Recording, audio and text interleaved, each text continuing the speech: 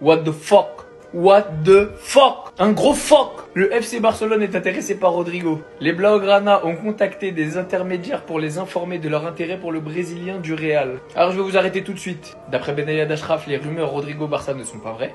Deuxièmement, le conseiller de Rodrigo a pris la parole. Rodrigo est en vacances au Brésil et reste un joueur du Real Madrid avec un contrat jusqu'en 2028. Les infos sur un éventuel transfert sont des spéculations et ce que nous savons à ce stade, ce sont des rumeurs soulevées via les médias. Mais passons tout ça, moi ce qui m'intéresse c'est ça. Rodrigo viendra jamais au Barça, je sais que ça n'arrivera pas. Premièrement, je pense pas qu'il en ait l'envie. Deuxièmement, je sais même pas si le Barça est réellement intéressé. Troisièmement, on n'a pas les moyens. Mais 100 millions. Citez-moi un remplaçant sur la planète foot. En 2025, d'accord, les prix ils ont changé, l'inflation, tout ce que vous voulez. Hein. Il est remplaçant. Ne racontez pas vos vies. Il est remplaçant. Fin de saison remplaçant sur Ancelotti. Même pas titularisé dans certains matchs où il y avait des blessés. Et on voit clairement, mais clairement qu'il fait pas partie des plans de Xabi Alonso. Peu de temps de jeu pendant la Coupe du Monde des clubs. Arda Güler lui est passé devant. Gonzalo Garcia lui est passé devant. Même si c'est pas le même poste. Et vous êtes en train de me dire que le Real demande 100 millions pour un remplaçant. À part un club de première ligue, parce que c'est bien les seuls, parce qu'ils ont trop d'argent, qui sont capables de mettre une somme pareille, il n'y a pas une équipe assez folle pour aller dépenser 100 millions pour Rodrigo, quand on sait pertinemment qu'au Real, ça va pas. Depuis l'arrivée de Bellingham et de Kylian, ça dit toujours jamais sans le R, on voit bien qu'il est frustré, on voit bien que c'est lui le plus lésé du quatuor des Avengers. Estimez-vous heureux s'il y a quelqu'un qui vient avec 50, 60 millions, vendez-le, arrêtez de nous faire chier. Parce que même si Rodrigo est un excellent joueur, on l'a jamais vu sur une saison complète à son réel poste qui est celui d'ailier gauche. On sait pertinemment que ça va pas s'arranger au Real en ce moment sous Xabi Alonso. Tout simplement parce qu'il joue pas au poste et avec le profil que Xabi Alonso veut, à droite en tout cas, car Arda Güler est en train de prendre beaucoup de place et que visiblement on dirait qu'en interne il y a certaines choses qui vont pas. Mais 100 millions 100 millions, ça c'est le prix pour un top ailier titulaire avec un rendement. Et jusqu'à présent, je pense que dans la tête de beaucoup, Rodrigo vit encore sur sa fameuse Ligue des Champions où il met la tête. Et je dis pas du tout que c'est un mauvais joueur, hein, mais chaque chose à sa place. Rodrigo au Barça, écoutez seulement, ça c'est la compo probable du Barça avec Rashford qui vient d'être annoncé officiellement en prêt. On aurait Rashford là, Lewandowski, Yamal, Rafinha en 10, en rotation avec Olmo. Maintenant ça vient de sortir à l'instant, le Barça est intéressé par Rodrigo, le club catalan a pris contact avec l'entourage du joueur pour lui faire part de son intérêt. Les gars, c'est une dinguerie stratosphérique. Là on serait sur les bails de Figo. Rappelez-vous quand l'ancien quittait le FC Barcelone pour s'engager avec le Real Madrid. Les gars, on est sur la même chose avec Rodrigo si ça se fait. Ce sera pas dans le même contexte. Je ne pense pas que ça va se faire, sincèrement. Déjà en termes de tal, en termes de salaire, etc. Parce que le Barça n'a pas de tal. Et là, ils viennent de faire le coup Rashford, qui est un prêt avec option d'achat, donc gratuit. Rashford va faire un effort énorme sur son salaire. Mais Rodrigo, c'est pas possible. Mais le fait juste que l'info sorte, le fait que Rodrigo s'y soit en mal-être avec le Real Madrid, l'histoire sera incroyable et ce ne serait pas choquant qu'il se relance au Barça, les gars. Moi, je le dis. Ça, c'est des trucs de fou, qui promettent des classicos incroyables pour l'histoire, pour le film, pour le raconter. Même après, ça va être sur Netflix, tout ça. Ce serait incroyable, mais j'y crois pas. Les gars, on peut assister au divertissement footballistique de la décennie. Le FC Barcelone est intéressé par Rodrigo. Les Blaugrana ont contacté des intermédiaires pour les informer de leur intérêt pour le Brésilien du Real Madrid. Rodrigo, s'il te plaît, pour le divertissement, rejoins le Barça, Rodrigo. Le Real, ils t'ont pas respecté, ils ont ramené Mbappé, ils t'ont jeté. Les gars, il faut qu'ils fassent une Figo juste pour le divertissement, une Figo 2.0. C'est ça qu'il nous faut, un peu d'animation, un peu dans le football. Regardez Figo quand il avait trahi le Barça. Il avait trahi le Barça, il est revenu au Camp Nou. En plus, il s'est fait frapper, je crois, ce match. Les supporters, ça, on veut voir là, le retour de Rodrigo. Il vient au Barça. Match contre le Real Santiago Bernabéu. Je veux voir les supporters.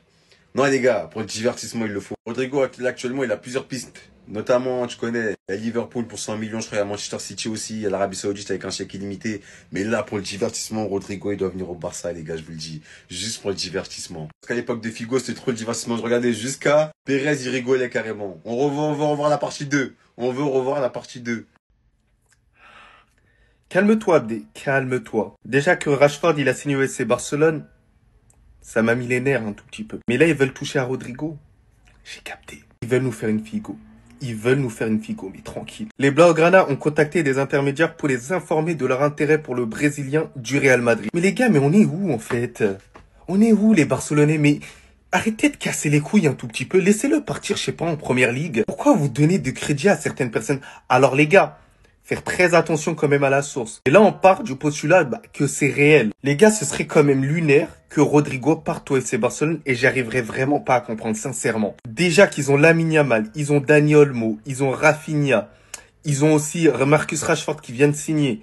Mais les gars, ça fait blinder quand même. Rodrigo qui voulait de l'espace, qui voulait pas mal de choses, c'est sûr qu'il va refuser cette offre-là. Et j'espère qu'il refusera cette offre-là, parce que sinon je lui en voudrais à vie. Et pour tous les Rodrigo sexuels qui essaieront de dire « Ouais, non mais t'as vu Abdé, c'est vous qui l'avez chassé ». Non, tu peux partir où tu veux, mais tu peux pas partir chez ce truc, les gars. C'est un truc, ce truc.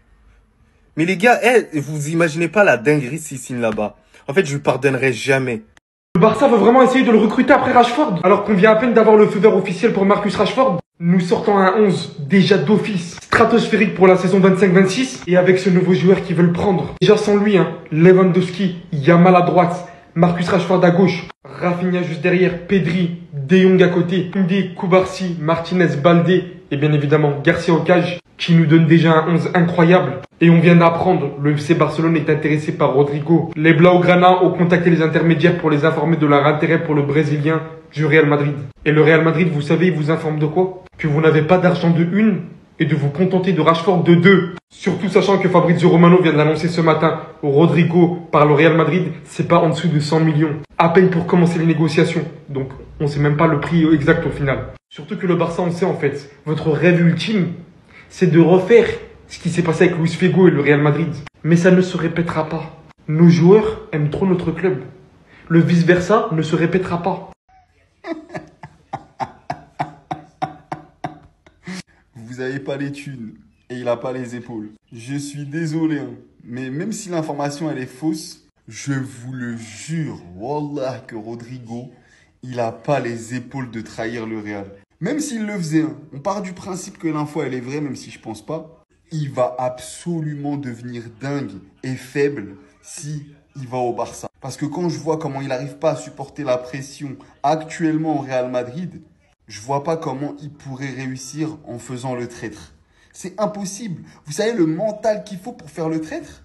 Le dernier qui a fait Barça-Real, pendant un corner, il a reçu une tête de cochon. Est-ce que vous vous rendez compte de la dinguerie? T'es en train de jouer, tu tires un corner, tu reçois une tête de cochon carbonisée. En plus de ça, si le Real Madrid vend Rodrigo, c'est 100 millions ou moins, mais vraiment si on négocie. Et vous savez que Pérez, il va jamais négocier avec le Barça. Donc pour vous, ça sera 150 millions donnés. Ah ouais, vous les avez pas de toute façon. Non. Non. Non. Deco, il aura suffi qu'on te mette sous pression avec un hashtag Deco out pour déjà faire venir Marcus Rashford. Et maintenant, la presse commence à dire que le Barça s'intéresse à Rodrigo. Du moins à montrer son intérêt pour Rodrigo. Je ne suis qu'un homme. Figo même à côté, c'est rien. Ils veulent pas toi, ils t'aiment pas. Ils sont ingrats par rapport au sacrifice que tu as dû faire. Viens, nous on va t'aimer, on va savoir t'accueillir. Que ce soit cette année ou l'année prochaine. Ça fait chier parce qu'on aura le problème de neuf et défenseur central. Enfin bref. En tout cas, Jeff, si tu vois qu'il y a une possibilité qui s'en trouve, n'hésite pas. Nous on est là comme on est. On n'est pas des petits, nous ne sommes pas des salauds. Tout ça quand même, responsable. J'espère que vous avez la rêve, mes amis congolais. Plus sérieusement, je pense qu'avec l'opération Rashford, je vois pas l'intérêt de le faire venir. Même si tu dis vraiment de doubler tous les postes.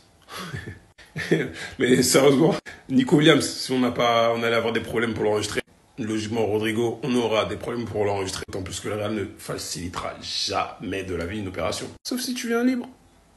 Fin de contrat. Et pourquoi pas.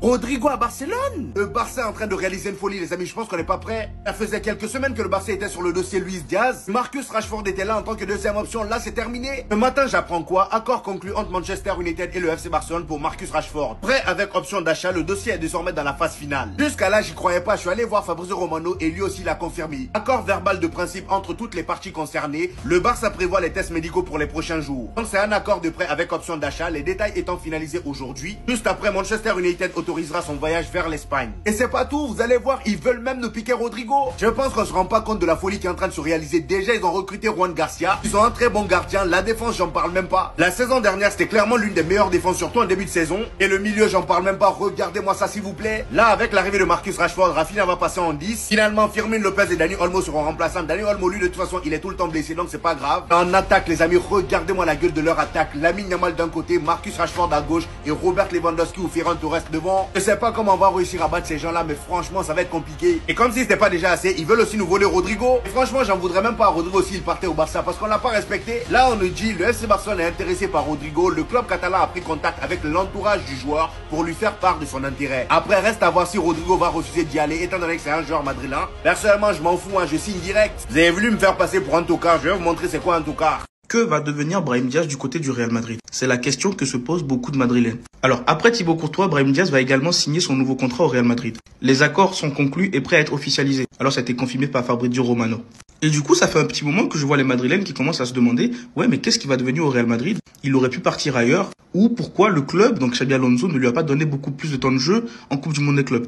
Les gars, laissez-moi vous dire une chose. Brahim Diaz, moi personnellement, je vous donne mon avis. Déjà, avant que je donne mon avis, dites-moi ce que vous en pensez dans les commentaires. Est-ce que Brahim Diaz, pour vous, est un joueur titulaire indiscutable ou pas? Maintenant, moi, je vais vous dire une chose. Brahim Diaz, pour moi, c'est un très bon joueur. On sait qu'il est talentueux. Ça, il y a aucun doute là-dessus. Mais pour moi, il n'a pas la trempe d'un joueur titulaire indiscutable. C'est un bon super sub et il a déjà eu à le prouver plusieurs fois.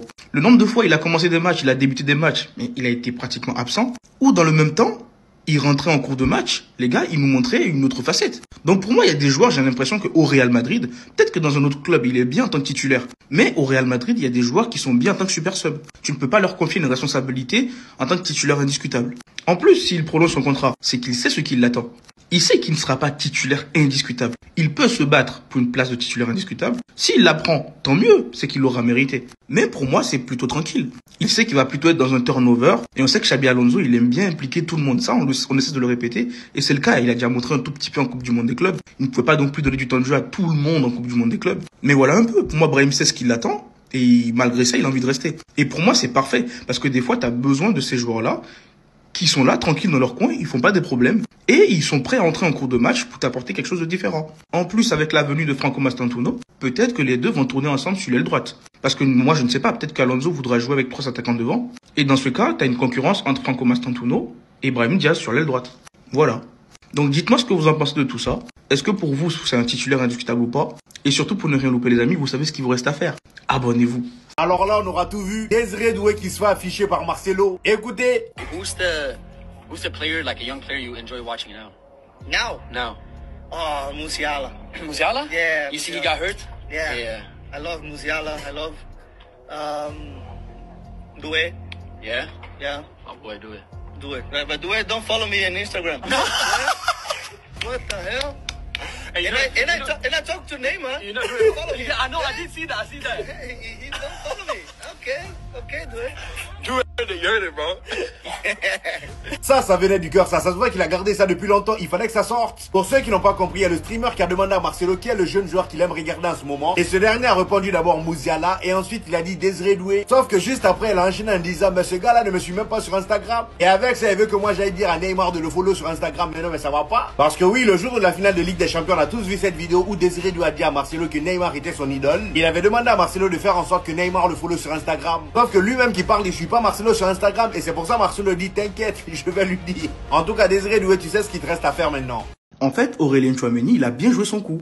Xabi Alonso apprécie beaucoup l'intelligence tactique d'Aurélien Tchouaméni et lui a parlé à plusieurs reprises pour changer de tactique en cours de jeu. Il est une extension de l'entraîneur sur le terrain. En fait, Aurélien, le Tchouams, bien joué. Après, il n'y a pas de souci, les gars. Moi, je vous ai toujours dit, le Tchouams, moi, j'ai aucun problème avec lui. Tant qu'il n'est pas au milieu de terrain. Pour moi, il est bien. Tu le mets dans une défense à 3. Dans l'axe, je peux comprendre l'entraîneur. Parce que quand tu lui donnes la liberté qu'il peut avoir en jouant dans une défense à 3 dans l'axe, on l'a déjà vu. Il peut apporter du surnombre au milieu de terrain, mais dès qu'il y a des phases défensives, il se retrouve derrière, donc dans la défense à 3. Et là, c'est plus intéressant. Au lieu de le laisser fixe dans un rôle de milieu de terrain fixe, ça, je ne peux pas. Je ne peux plus voir ça. Parce que, voilà, le football de Xabi Alonso demande beaucoup de mobilité. Et en plus de ça, si lui, tu l'as en défense, dans une défense à 3, et que tu lui rajoutes un Valverde qui te couvre vachement de terrain juste devant, pour moi, c'est bien. Et Arda Güler, Bellingham qui font le taf à côté, créativité, tout ça. Non, mais en vrai, il n'y a aucun problème. Moi, j'ai aucun problème avec lui. C'est juste, les gens ne voulaient pas comprendre ce que je voulais dire. Au milieu de terrain, les gars, pour moi, non. Je ne peux plus me le voir. Mais en défense, là, je suis bien. En défense, là, il est pas mal, il est bien. Il a une certaine forme d'assurance. Il peut apporter ce qu'il sait faire le mieux, donc distribuer les balles sans grosse prise de risque. Et il apporte en plus son impact physique dans la défense. Voilà, tranquille. Mais je le répète, le Trumps, bien joué. Là, il vient de sécuriser sa place, là. Bref, dites-moi ce que vous en pensez dans les commentaires, les amis. Et surtout, pour ne rien louper, vous savez ce qu'il vous reste à faire. Junior, ça commence déjà à être trop complexe. Avec les offres à 350 millions d'euros de l'Arabie Saoudite, un salaire de 1 milliard sur 5 ans. Et là, il y a une news qui vient tout juste de tomber. Déjà, avant de commencer, les amis, dites-moi ce que vous en pensez dans les commentaires. Est-ce que vous aurez libéré Vinicius Junior pour 350 millions d'euros ou pas? Maintenant, breaking. Le Real Madrid a informé Vinicius Junior qu'il était prêt à le vendre s'il ne renouvelait pas son contrat. Il est évalué par le Real Madrid à plus de 150 millions d'euros. Alors moi, personnellement, je n'ai pas envie de le voir partir d'aussitôt. Parce que pour moi, je trouve que voilà, on va rester un peu sur notre fin.